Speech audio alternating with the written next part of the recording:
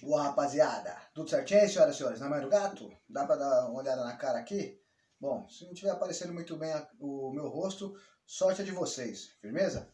Bom, bora lá? Tudo bom por aí? Bom, vamos lá. Seguinte, meus chapas, a gente hoje vai continuar trabalhando nosso roteiro 7, vamos para a aula número 3. Espero que vocês tenham visto um pouquinho do documentário sobre a crise de 29. Muita imagem interessante, certo? Para mostrar como a miséria se espalhou pelo mundo, para entender como que uma crise de superprodução quebra o mundo inteiro. E isso vai gerar uma miséria nunca visto antes, beleza? A gente talvez, alguns estudiosos estão falando que a gente vai viver um período econômico muito ruim após esse período de pandemia do Covid-19, mas até hoje nenhuma crise superou a crise que ocorreu no mundo em 1929. E essa crise de 1929 vai infelizmente fazer aparecer alguns tipos de governos bastante complicados, certo? Governos que vão marcar a história de forma negativa, beleza? São os governos que a gente vai conhecer como os regimes totalitaristas, os regimes de controle total, beleza? Mas, antes de começar a aula de hoje, eu vou pedir o seguinte: enquanto você pega seu roteiro, enquanto você abre nas páginas que nós pedimos no roteiro 7, você, por favor, coloque lá nos comentários seu nome, sobrenome e a turma ao pé de break. Não vai esquecer, por gentileza, tá bom? Nos comentários do grupo no Facebook, não é no YouTube.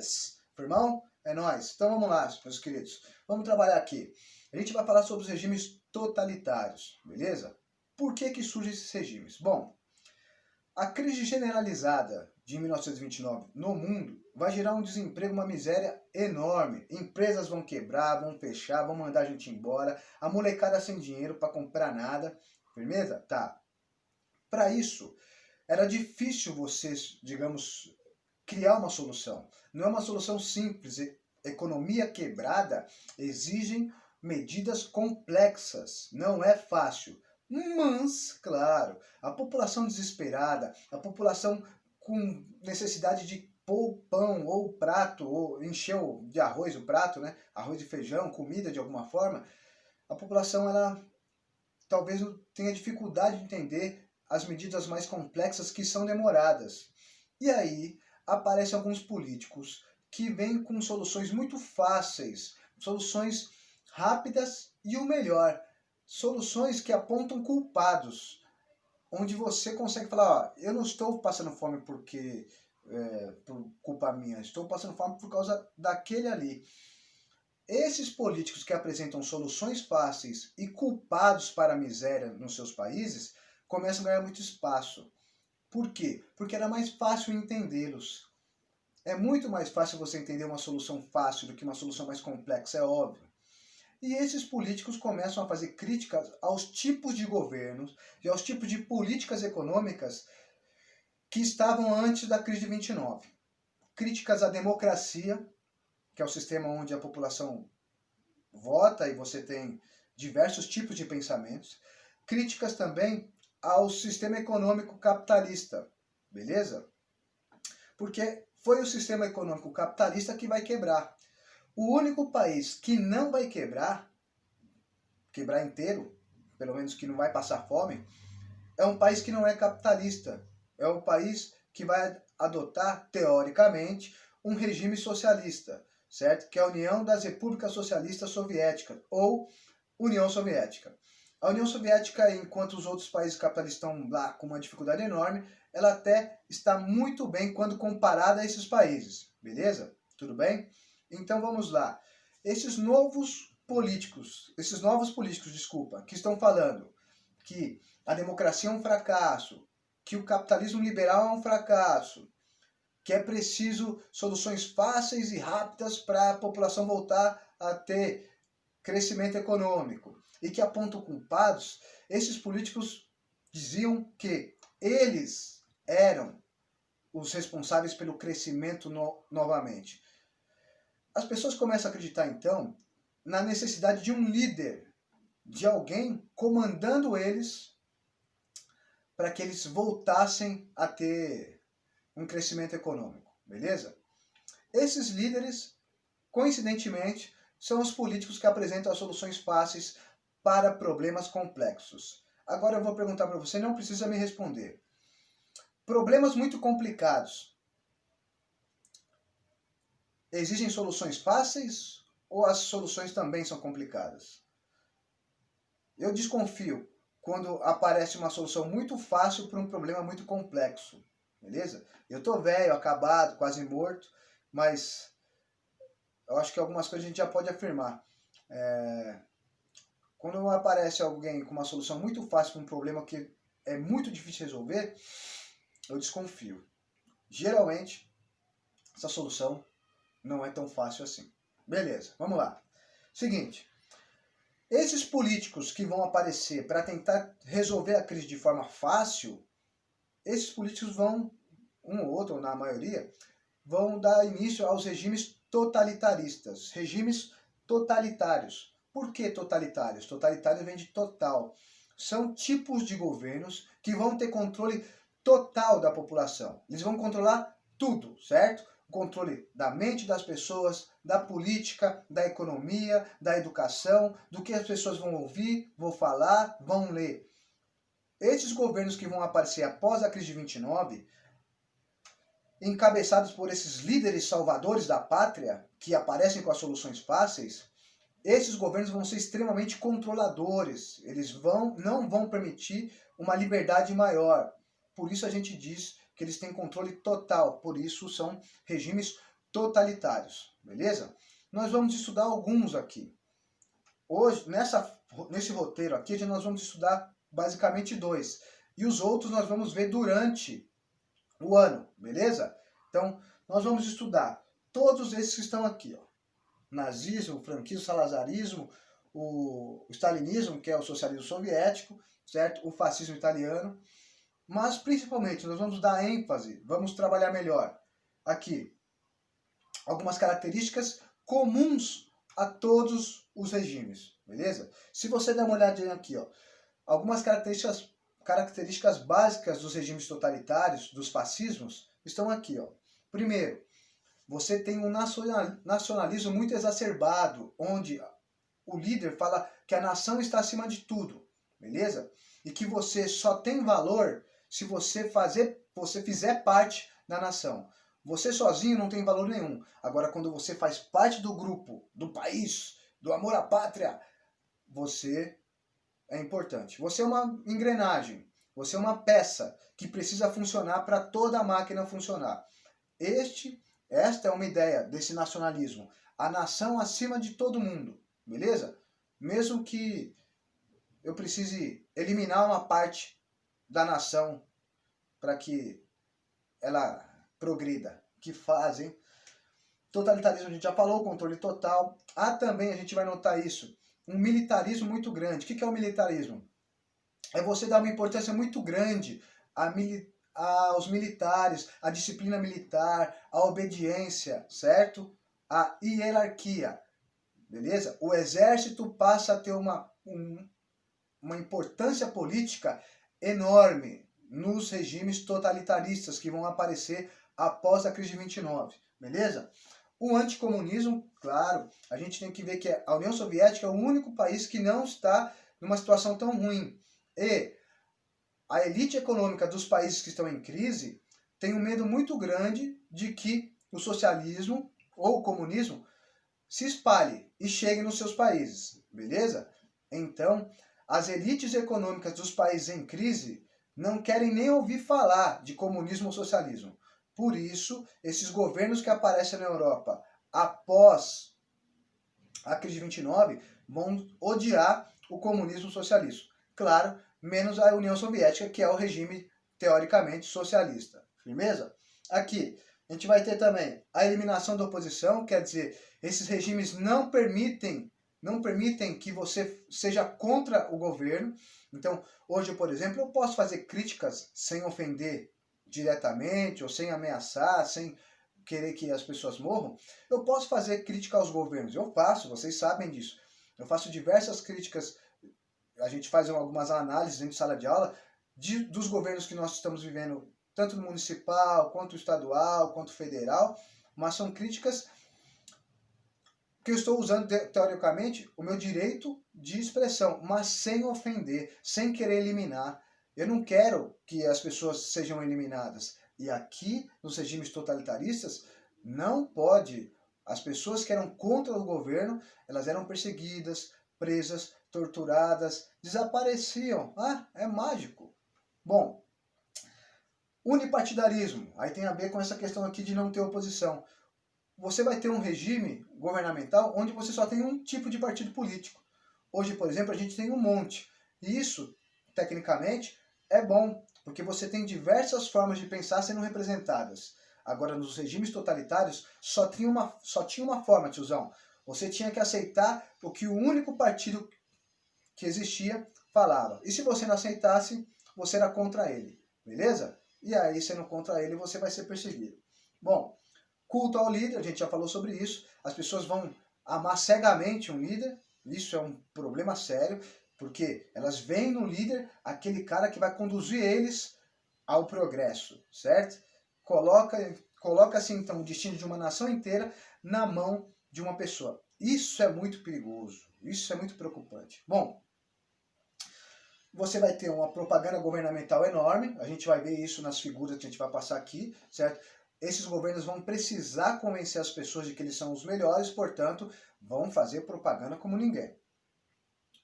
A educação a gente também vai ver isso. Ela vai ser utilizada para convencer a população de que aquele governo é extremamente bom. E uma parte da população que é fácil de convencer são as crianças. Basta levar para a escola essa informação. Então, a educação vai ser muito usada por esses governos totalitários para controlar a sociedade. Beleza? Tudo bem? A gente vai ter um corporativismo, que quer dizer a defesa dos trabalhadores, um controle dos trabalhadores.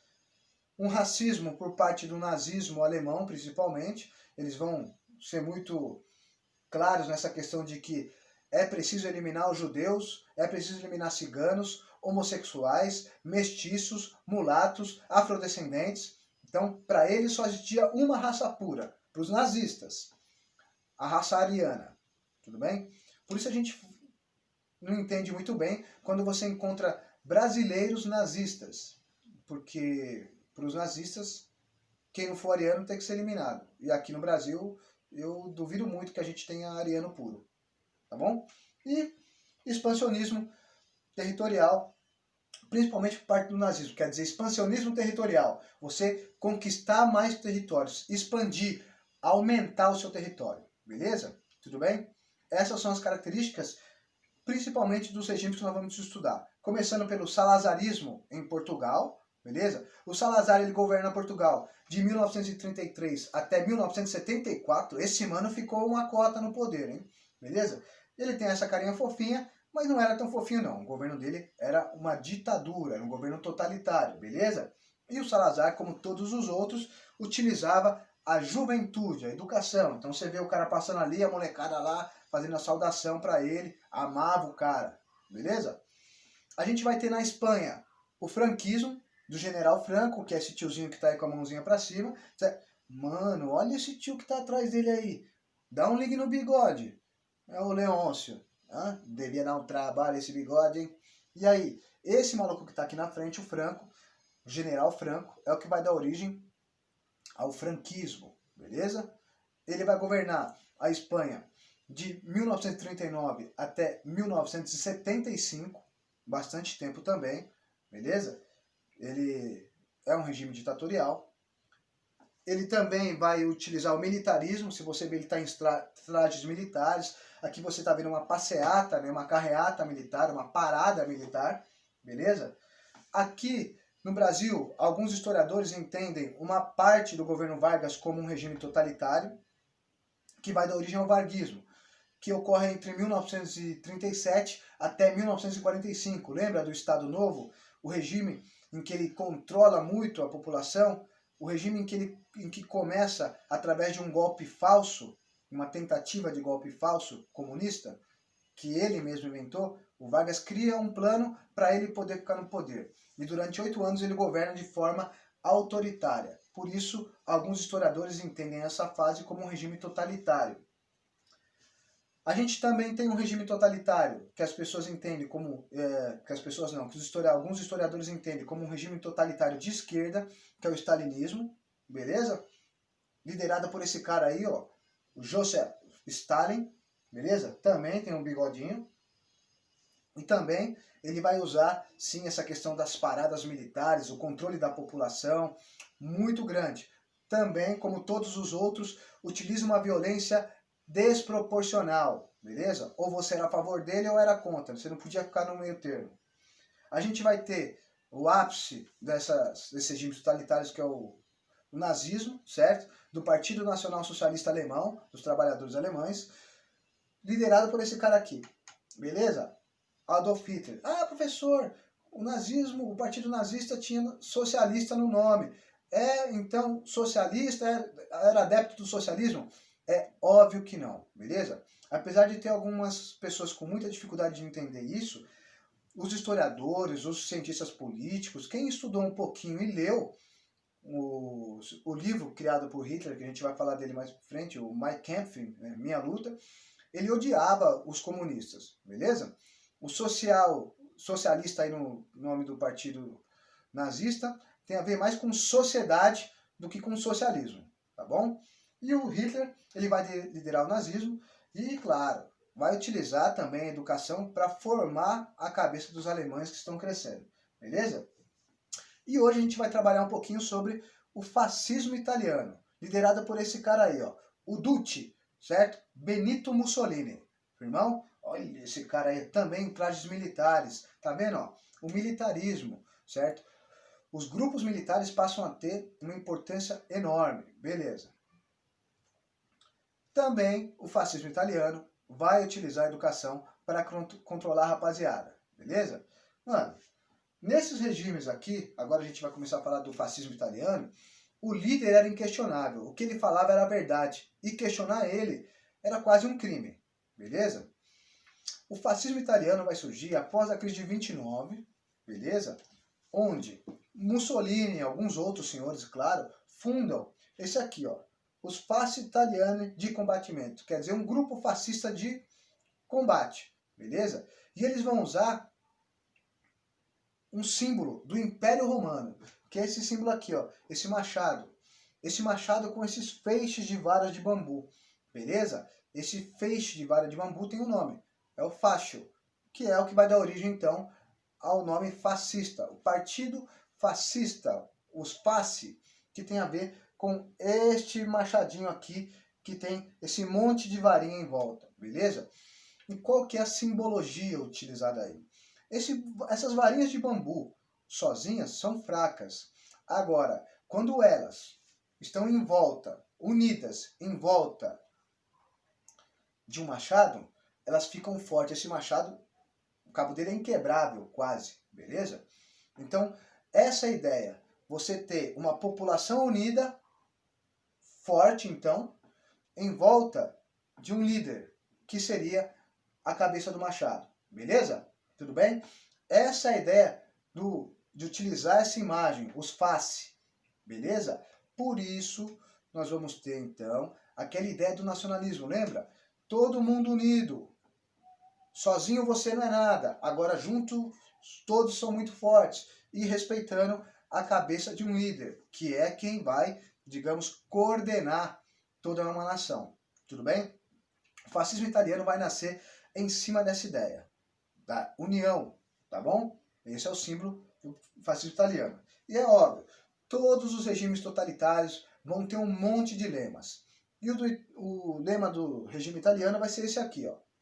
Obedecer, crer e combater. Na verdade é crer, obedecer e combater, beleza? Você tem que acreditar, você tem que obedecer, você tem que combater. Tudo bem? Como você tem, após a Primeira Guerra Mundial e após a crise, uma insatisfação enorme da Itália, porque a população começa a viver uma miséria muito grande, o Benito Mussolini ele aparece com um discurso muito fácil, ele aparece com um discurso bem simples de entender. Ora, eu vou conseguir tirar a Itália, no caso ele, né, o grupo fascista, a Itália da crise, combatendo algumas ideias. Combatendo, por exemplo, a democracia, combatendo, por exemplo, o comunismo, combatendo o liberalismo, beleza? Para o Benito Mussolini, a única forma da Itália voltar a ser grande, voltar a ser como era em Roma antiga, era que um Estado, um governo, controlasse tudo de forma muito forte, beleza? Sem aquele liberalismo, sem deixar as pessoas fazendo o que elas imaginavam. Não. Havia agora a necessidade, de acordo com Mussolini, de ter um governo muito controlador, certo? E como que ele vai fazer isso? Meus senhores, o Estado controlaria tudo. Tudo no Estado, nada contra o Estado e nada fora do Estado. O que o Mussolini está tentando dizer com essa frase? Que o governo, o Estado, era quem ia determinar o que as pessoas iam fazer. E quem se colocasse contra essas ideias do governo teria que ser eliminado. Era um traidor da pátria, beleza? Tudo bem? E é óbvio, né, meus queridos? Como é que ele vai fazer isso? Como é que ele vai convencer as pessoas de que ele estava correto, mesmo que eu não gostasse da ideia? Era na paulada. O uso da violência do grupo fascista italiano é enorme, beleza? Ou, você tem ideia, nas eleições de 1921, os grupos fascistas, durante as eleições, vão entrar nas escolas ou nos locais de votação, vão espancar quem não votava a favor e também roubar a urna. Vão quebrar a urna onde você tinha lá um grande número de pessoas que não gostavam das ideias fascistas, elas eram quebradas, queimadas. Então, eles utilizavam um tipo de terrorismo contra as pessoas. Então, se você não gostava da ideia dos fascistas, você ia ficar em silêncio, você ia ficar com medo por causa do uso da violência. Beleza? Tudo bem? Ao mesmo tempo, a elite econômica italiana vai sim apoiar esses caras, porque eles tinham um medo muito grande de que o socialismo se implantasse na Itália. Então, a burguesia, quem tinha dinheiro, os industriais, os comerciantes, os grandes comerciantes, com medo do socialismo, vão apoiar o regime fascista. Beleza? Tudo bem? Bom, meus senhores, o Partido Nacional Fascista, então, italiano, vai ser fundado em 21, e aí muda um pouquinho o símbolo, mas você ainda tem aqui, ó, o feixe de varas e o machado, beleza? Liderado, esse Partido Nacional Fascista, liderado por Benito Mussolini, e cada vez mais ganhando importância, beleza? Mas acontece um pequeno probleminha. Em 1922, o Mussolini já era um político importante, conhecido. Ocorrem algumas greves, lideradas pelo Partido Socialista da Itália. Então, olha aí, o medo do socialismo e do comunismo vai fazer com que o Benito Mussolini pressione o rei italiano, era uma monarquia na Itália, e fala, ó, se você não fizer nada, nós vamos fazer. O rei, então, Vítor Emanuel, ele vai chamar o Mussolini e falar, então beleza, o que você quer fazer? Você vai poder fazer aí, resolver isso. E ele então, por pressão da população, por pressão do Partido Fascista Italiano, ele acaba decretando ou nomeando Benito Mussolini como primeiro-ministro da Itália. E aí o Mussola começa a fazer o seu governinho, beleza? Por que o Vítor Emanuel foi tão pressionado? Porque o Partido Nacional Fascista, vamos lá, por que o rei italiano colocou Mussolini como primeiro-ministro da Itália? Porque o Partido Nacional Fascista Italiano organizou uma marcha, chamou as pessoas para invadirem Roma. Então pessoas de todas as localidades da Itália marcham, caminham até Roma. Essa caminhada das pessoas que apoiavam o Partido Nacional Fascista Italiano vai se chamar a Marcha sobre Roma. As pessoas começam a se dirigir pelas estradas sentido Roma. E vão chegar em Roma e vão começar a ocupar praças, as ruas, a fazer paradas militares, olha, você está vendo. E você está reparando uma coisa? A camisa das pessoas. Se você reparar, ó, todas as imagens, você tem as pessoas vestindo camisas negras, beleza? E era exatamente isso. Havia um grupo paramilitar, quer dizer, um grupo armado dos fascistas italianos, os Camisas Negras, que era muito, muito conhecido, e eles atuavam com extrema violência contra quem não aceitava as ideias fascistas, beleza? Então, nessa marcha foi pedido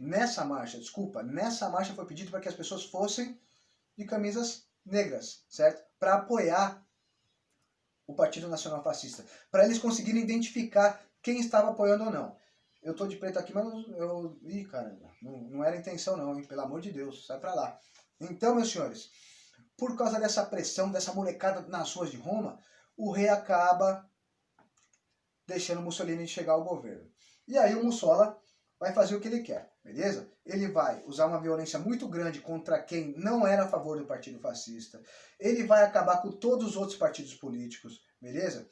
Para terminar de lascar, ele vai se aproximar da Igreja Católica daquela época, vai assinar um acordo com o Papa.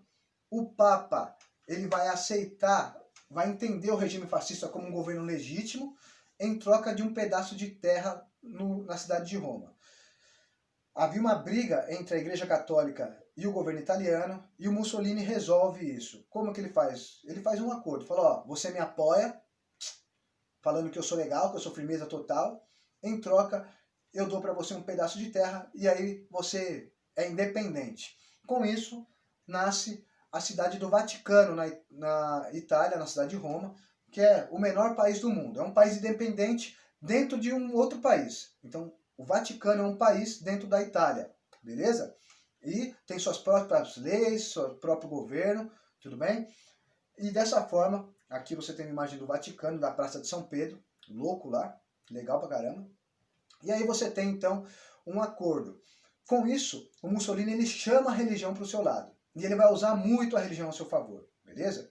Esse é um problema. Ele, inclusive, vai dizer que ele tinha sido enviado, que ele era escolhido, que ele era alguém que era abençoado por Deus e, portanto, tinha o direito de governar a Itália, beleza?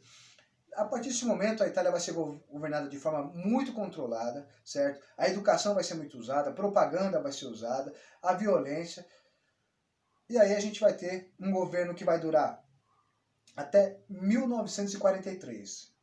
O Mussolini ele chega ao poder em 1921, 22 e ele vai governar até 43, beleza? Ele sai no meio da guerra. Mas isso são cenas de um próximo capítulo, beleza? O que a gente tem que entender agora do regime fascista italiano é que era um grupo que apareceu após uma crise apresentando soluções fáceis, liderados por Benito Mussolini, beleza?